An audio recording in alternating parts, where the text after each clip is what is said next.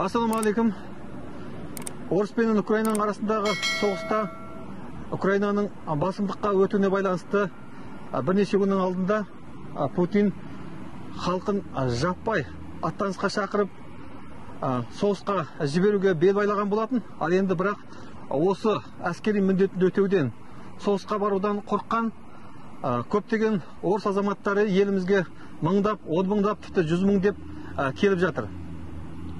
Бұндай шектен тыс, мезгілсіз бізге көшпенді болып бізге келуі біздің онсыз да шатқаяқтап тұрған экономикамызға және де біздің өзде шиеленісті күрделі ұлттық құрамымызға және де осы еліміздегі әлдеқашан ушығып күннен-күнге өрлеп бара жатқан зат бағасына да кері әсер ететіні даусыз.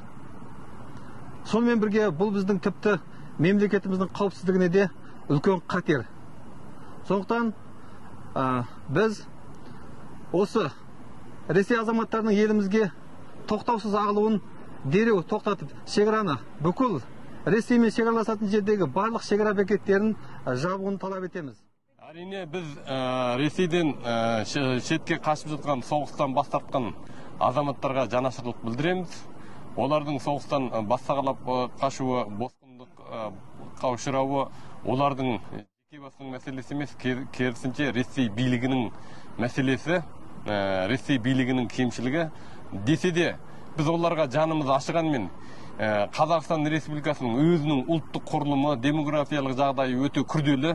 Дәл осындай жағдайда біз өзіміздің ел ішінде тыныштықтың бүлінуін, ел ішінде зат бағасының қымбаттауы және басқа сияқты жетіспеушіліктер салдарынан немесе сондай бірдемелерді сылтау етіп, қарапайым қайшылықтарды сылтау етіп, Украинадағы болған екінші майдан Қазақстанда қайталануынан қатты алаңдаймыз. Сондықтан біз Ресеймен болған шекараны жауып, тез арада жауып, Қазақстанға ағылған босқындардың ағынын тоқтатуды қатаң талап етеміз. Ресеймен шекара жабылсын!